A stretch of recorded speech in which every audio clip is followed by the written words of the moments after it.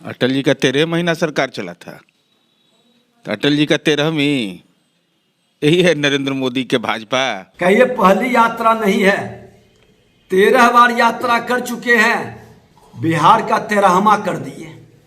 13वां तो समझते ही हैं सब लोग बिहार के कि 13वां कब होता है। अगर हमारे ऊपर लागू हो रहा है तो अटल जी पर भी लागू हो रहा है। पूरा देश जिसका सम्मान करता है अटल जी का, भारतीय जनता पार्टी जो नए तेवर में है वो अटल जी को अपमानित कर रहा है। इन लोगों से उम्मीद क्या है?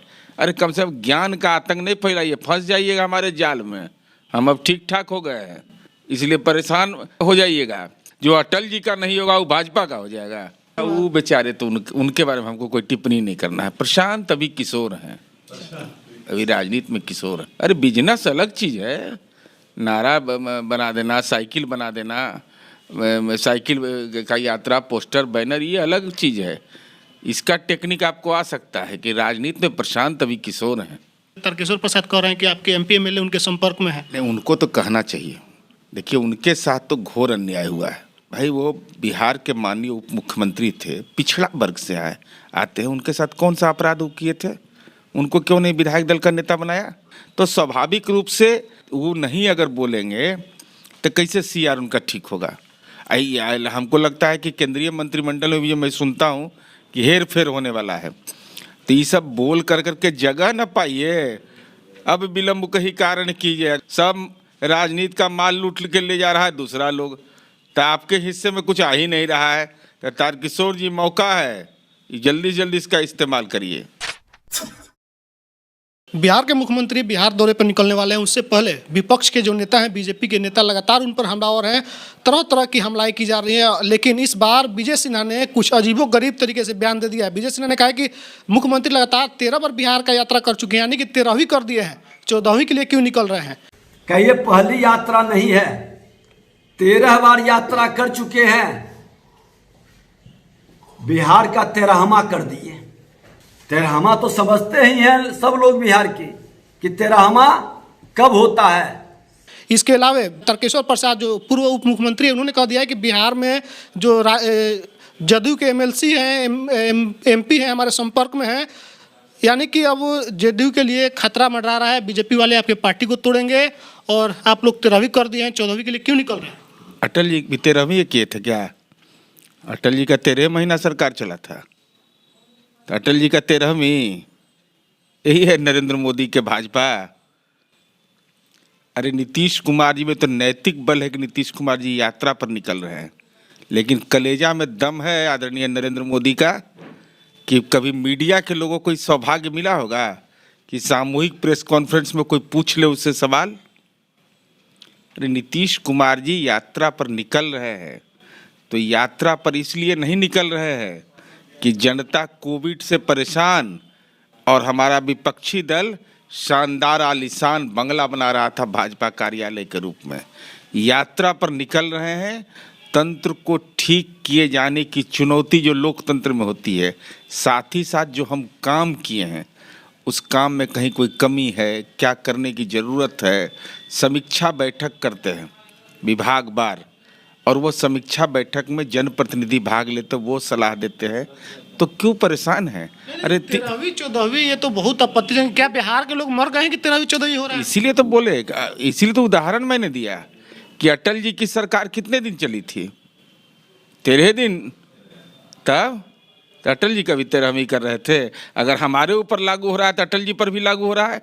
तो ये देश, ये भारतीय जनता पार्टी का कौन सा संस्कार है कि अपने पूरा देश जिसका सम्मान करता है अटल जी का, उनके ऊपर भी टिप्पणी करना, यह बताता है कि भारतीय जनता पार्टी जो नए तेवर में है वो अटल जी को अपमानित कर रहा है। वह जब अटल जी को जब अपमानित कर रहा है तो इन लोगों से उम्मीद क्या है? अरे कम से कम ज्ञान का आतंक नहीं फैलाइए, फंस जाइएगा हमारे जाल में। हम अब ठीक ठाक हो गए हैं, इसलिए परेशान हो जाइएगा।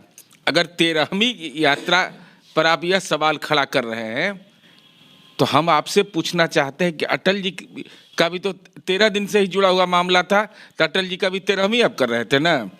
अगर हमारे ऊपर लागू है तो अटल जी पर भी लागू है। अगर हमारी आलोचना है तो अटल जी की भी आलोचना कर रहे हैं।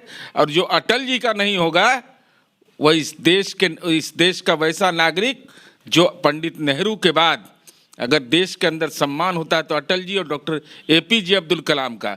जो अटल जी का नहीं होगा वो भाजपा का हो जाएगा।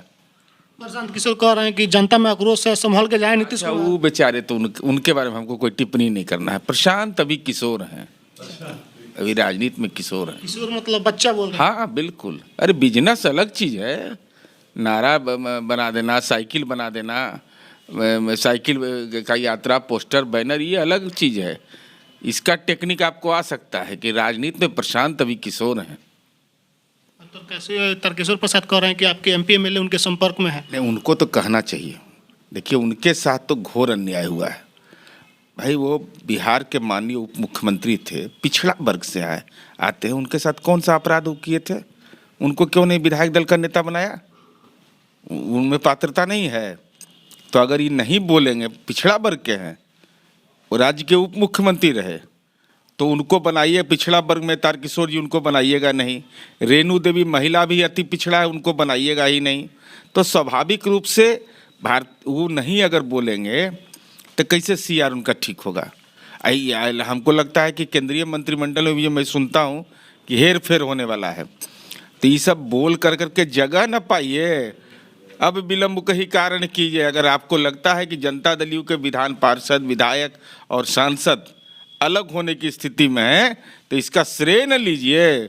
सब राजनीति का माल लूट के ले जा रहा है दूसरा लोग, तो आपके हिस्से में कुछ आ ही नहीं रहा है। तो तारकिशोर जी मौका है, जल्दी जल्दी इसका इस्तेमाल करिए। 24 में बड़ा लड़ाई लड़ना है आप लोगों को, 23 की शुरुआत हो गई है, यहीं से तय होगा क्या होने वाला है? तैयार हैं आप लोग उसके लिए? नहीं, हम लोग बहुत मेहनत, हमको नहीं, हमारी समझ, हम बहुत सामान्य, हम लोग गांव से पढ़ के आए हैं। हम इतने ही जानते हैं कि 330 सांसद है भाजपा के पास और 273 पर आए, काम खत्म हो गया। उतना तो हमको दिखाई पड़ रहा है।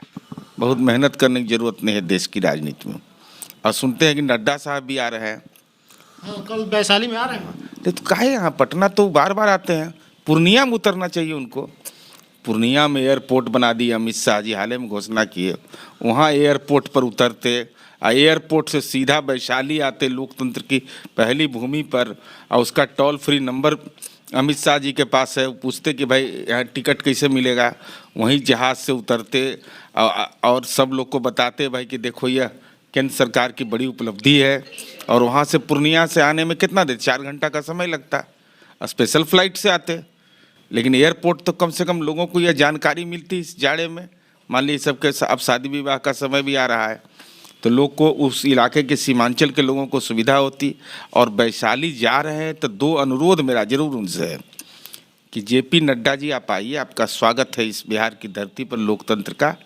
तो वैशाली लोकसभा के जिन लोगों का जन धन का खाता खुला हुआ है, कल उसको जरूर सार्वजनिक कर दीजिएगा कि भाई 15-15 लाख किसके खाता में गया, तो वो बता दीजिएगा। तो आपके पंचायत के भी वर्कर रहेंगे। तो आम आदमी जिसे 5 किलो आप राशन दे रहे हैं, कह रहे हैं कि हम दे रहे हैं सबको राशन, वैसे ही 15 लाख उसको मिल जाएगा। तो समझते हैं उसका तकदीर बदल जाएगा। और दूसरा जरूरी काम करिएगा कि जो भी केंद्रीय प्रक्षेत्र में 2 करोड़ नौकरी में हिस्सा वैशाली लोकसभा का है, तो सब का नियुक्ति पत्र, अगर मान लीजिए नहीं, नियुक्ति पत्र दे दीजिएगा। नियुक्ति पत्र इसलिए देना जरूरी है कि बेचारा पंचायत का अध्यक्ष है, तो जाके बोलेगा ना कि भाई देखो हमारे JP नड्डा जी आए थे, प्रधानमंत्री जी को समय नहीं अभी है, वही दे दिए नियुक्ति पत्र, जा कर के फला परिवार को पहुंचा दीजिएगा, तो आपका यश होगा। तब 15 लाख रुपया देने का मौका इससे सुंदर कोई नहीं खाता में, नौकरी देने का इससे सुंदर कोई मौका नहीं, पूर्णिया में हवाई अड्डा का अवलोकन करने का इससे सुंदर कोई मौका। जगत प्रकाश नड्डा आपका नाम भी है, तो जगत में नाम भी होगा, प्रकाशमान भी हो जाएगा। चलिए, हमारे साथ नीरज कुमार जी हैं, जदयू से MLC हैं, प्रवक्ता हैं। इनका यही अंदाज है जिसकी वजह से ये जाने जाते हैं। अभी बीमार थे लेकिन अभी ठीक हो गए हैं। और BJP को खुले तौर पे कह दिया है कि अब सावधान हो जाइए, हम ठीक हो गए हैं, अब हर चीज़ का जवाब मिलेगा। अब चाहे जितना भी टिक्का टिप्पणी कर रहे हैं लगातार, अब सबका जवाब देने के लिए तैयार है। इनकी बात पर आपकी क्या प्रतिक्रिया कमेंट में लिखिएगा। फेसबुक देखते हैं वीडियो को शेयर कीजिएगा, यूट्यूब देखते हैं चैनल को सब्सक्राइब कीजिएगा। धन्यवाद।